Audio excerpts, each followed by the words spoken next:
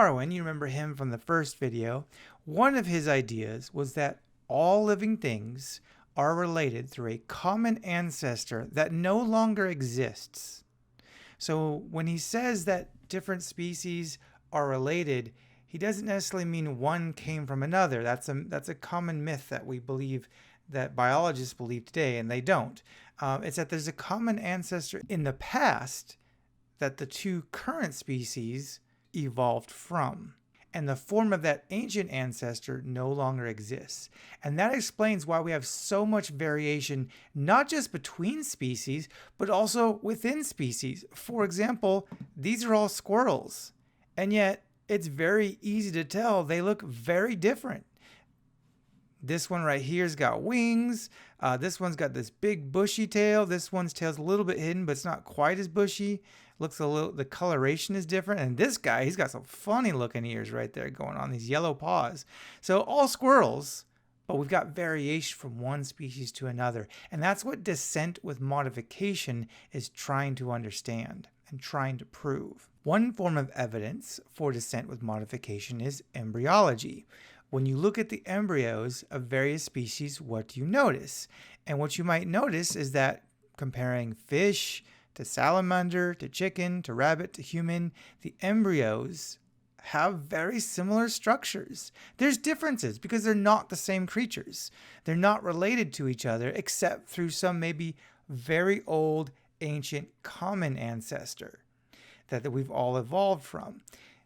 That's left some similarities when we first start developing after conception inside mommy, which is one piece of evidence that all creatures that are vertebrates, that means they have backbones, do have some kind of relation to each other. It might be extremely distant. I'm not saying you're brothers with a chicken. You are not. Not even close. Not even remotely close.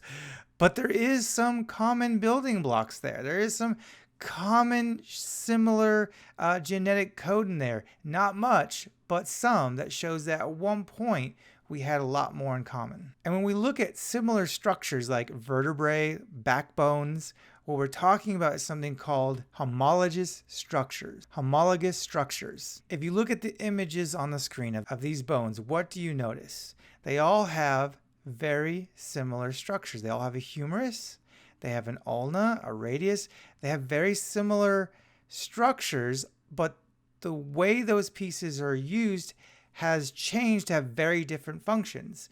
Like, for example, a human will use a hand to pick up things and manipulate it. A cat won't. It's more for walking with 4 legs. A whale doesn't have legs, doesn't have hands.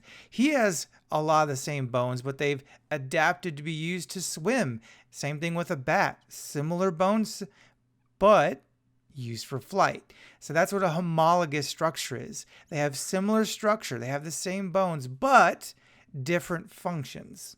And that part of that is as a result of how different we are. We might have some similarities, but descent with modification doesn't mean we're all the same. It just means we have some similarities that have changed over time to be used completely differently, but they still have that same basic structure, that same order of pieces. Another kind of sort of homologous structure is a vestigial structure. Vestigial structures are inherited from ancestors but have lost their function. So we might have certain things like a tailbone that other creatures do have today and need, but we don't, because at some point as we evolved further away from our common ancestor, we just stopped using it, and it's starting to slowly kind of disappear. It's possible in 1 million years humans may not have tailbones anymore because they don't serve much of a function. So over time, it's possible that the genes for tailbones might slowly disappear, or they may not. Vestigial structures are kind of weird like that. If they don't get in the way and hurt our ability to survive or reproduce, they might just hang around for a long time or forever because they were once necessary but no longer are. So to tie it all back to the main idea, which is descent with modification, Darwin argued that environmental factors over time could slowly select for or against subtle, that means very hard to notice variations in the basic shape of the bones and the limbs of organisms, but could not completely change the basic body plan. So that's why those bones that you see in all these creatures that have homologous structures, they look really different. You're like, wait a minute, Joseph, this does not look like this. And you're right. And Darwin understood that.